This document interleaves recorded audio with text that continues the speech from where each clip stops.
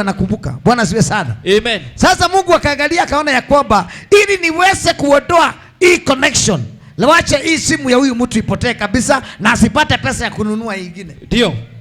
Piga Yesu makofi mazuri wewe. Haleluya. Amen.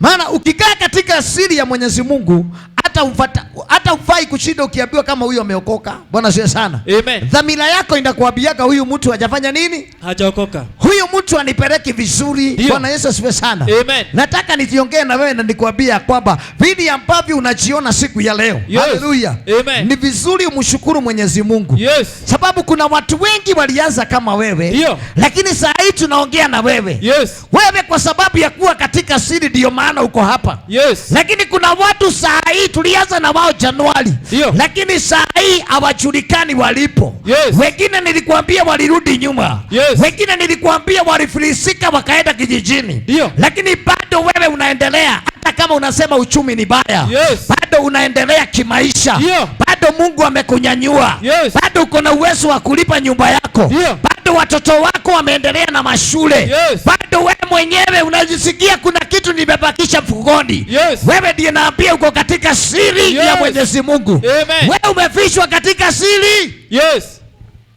Bado unaniambia hapa Mungu hakupendi. Ambia mwenzako Mungu anakupenda zaidi. Mungu anakupenda zaidi. Ndio maana uko hapa siku ya leo. Ndio maana uko hapa. Ndio maana Mungu amekuleta hii kiwango siku ya leo. Yes. Ndio maana Mungu amekubariki siku ya leo. Yes. Ndio maana Mungu amekuinua siku ya leo. Yes. Haleluya. Amen. Na ndiposa tunasikia kuna watu wanakaa katika siri za Mungu. Yes. Haleluya. Amen. Hawa watu hata ukijaribu kuwasoma hawasomeki. Ndio. Wachai wakijaribu kuwasoma hawasomeki. Yes. Haleluya. Amen. Ujui kuna watu wanauliza vile umesurvive. Haya saa hii kuna watu wanauliza vile umesurvive. Ndio. Huyo mtu ametoboa namna gani? Na vile nilikuwa nimempiga vita.